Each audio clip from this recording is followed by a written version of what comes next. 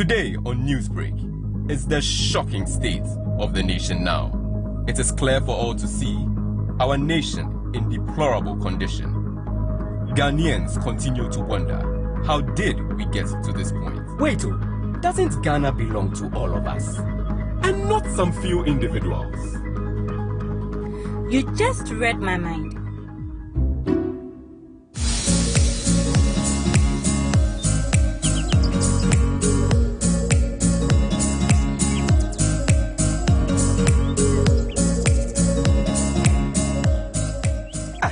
Why must someone come and spoil all that has been built for over 60 years, and we still need to build it again?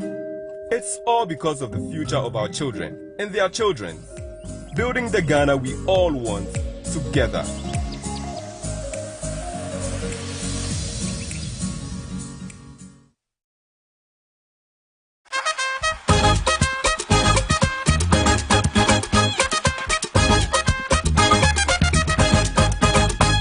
The victory of Mugabe.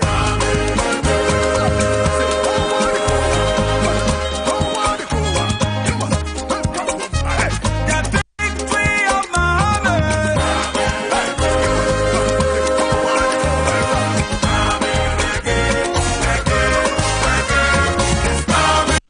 We are in competition in our sub-region for investment, both domestic and foreign. And so we must create the environment that allows businesses to thrive and grow. And one of the first basic things will be to have a stable economy. This yo-yo economy that we have, boom and bust, is not good for business. And so the last time we went into an IMF program, I said this must be the last time we go. We must manage our economy prudently so that it's predictable, it creates an environment where businesses are not surprised by new government policy in terms of taxes and so on and so forth, by deterioration in the value of the currency and all that. Unfortunately, we grew 8-point-something%. We had done all the heavy lifting in 2015 and 2016. Of course, we did a 3-year program because we wanted to send a signal that our economic rehabilitation recovery program could transcend political regimes. And that's why we agreed for the 3rd year. That came in 2017. And so it was this government that came and completed the 3rd year. And so there was still some discipline in the 3rd year because we were still in an IMF program. As soon as the program ended, Kenke Party, and then we started mismanaging our own affairs.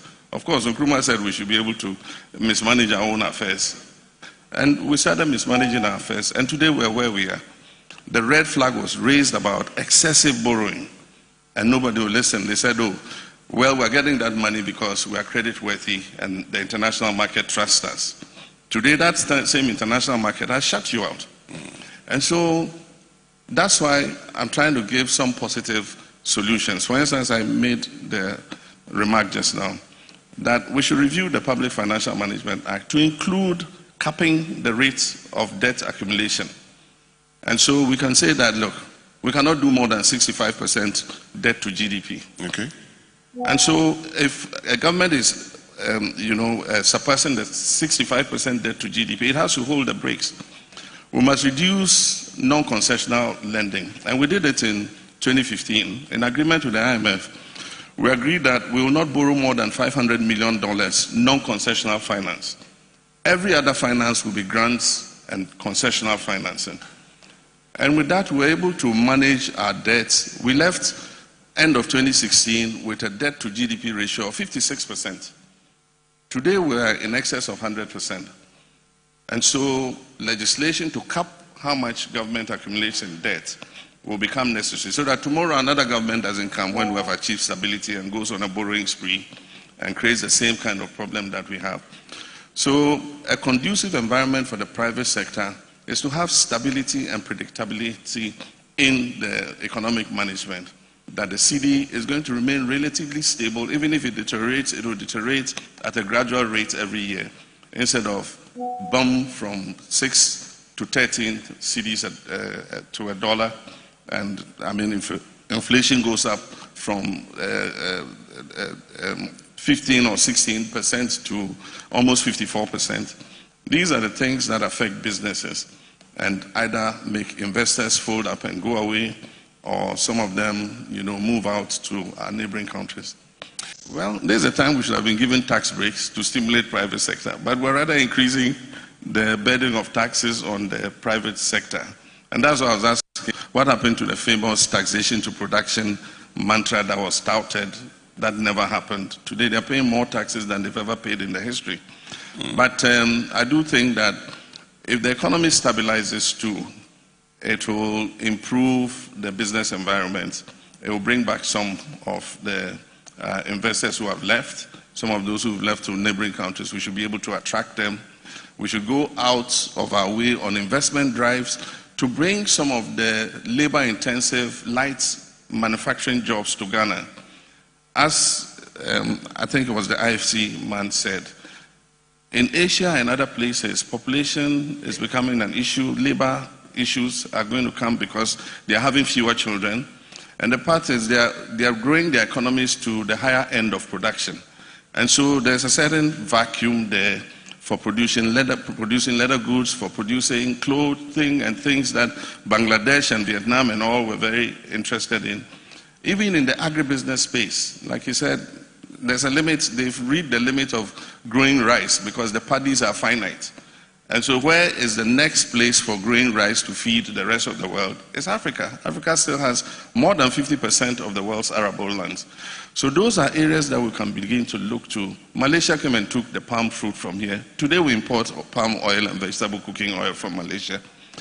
Meanwhile, we have huge lands. Because of our land tenure system, it is not possible to acquire them to get investors to come and grow oil palm so that we can feed our own industry. Here we're importing hundreds of thousands of tons of palm oil to feed Wilma and our vegetable oil processing companies here.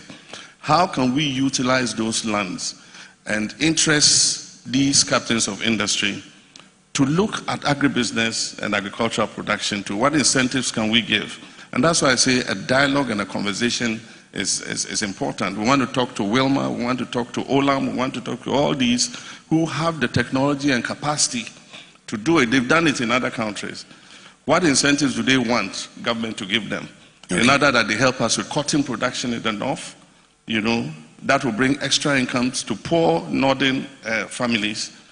How do they help us to grow the palm oil that they use for their industry? These are all things that we can have a conversation. You haven't talked about those taxes. Is it my understanding that if given the chance, you would reverse these taxes, or you actually scrap them? Or you would reduce them? What would you do?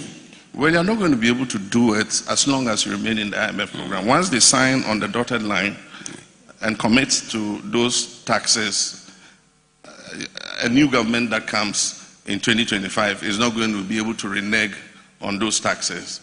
But it's a 3-year program from what I understand. So 1.5 years of that program is going to be part of the term of this government. And then it means that in the term of a new government, 1.5 years of that term would also be under the IMF. And so whatever they've appended their signature to is going to affect, a new government that comes in.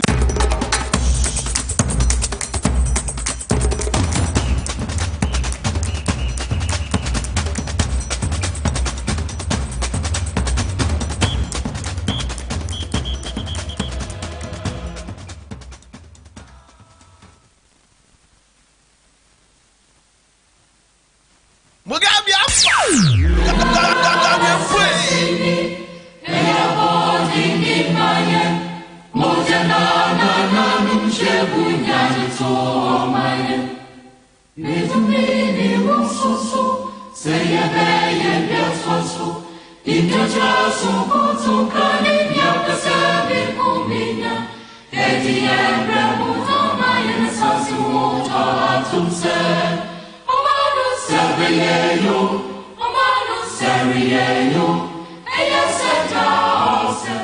Live on Power 97.9 FM, also on TV as was it. Your number one political talk show in Ghana, Inside Politics, and Yashane Fefe, and Thursday the 25th of May 2020.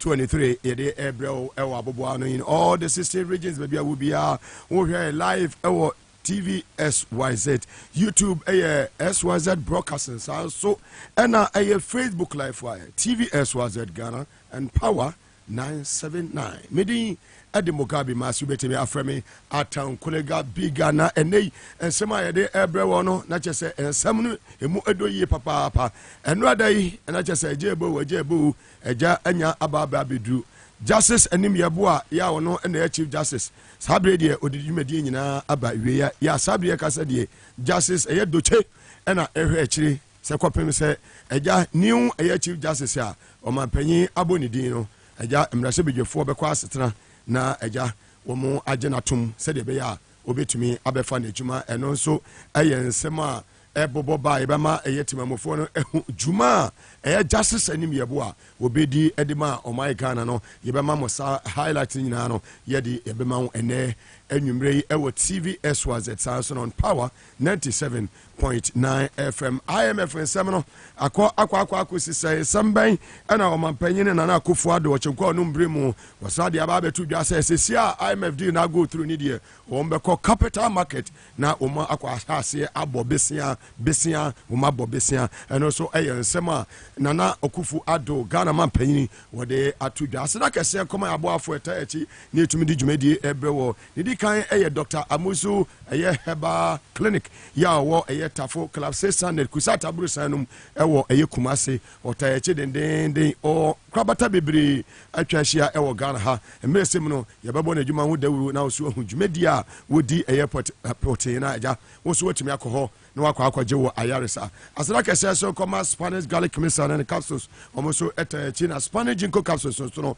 eka ho a omo eboye na Power specialist aba hospital almost attached Jumakomi and saying and Eboa me to this segment Ebro on TV SYZ and also on Power 97.9 FM. Donate to support John Mahama the campaign Ghana open so mine be you know was all boa His Excellency John Dramani Mahama said the bear on also obetumi enye sika or de bebo the campaign home by na bibia to me kan wo dia memo papa e de abre Ghana timamofo no 059860419 059860419 and no any numbers ya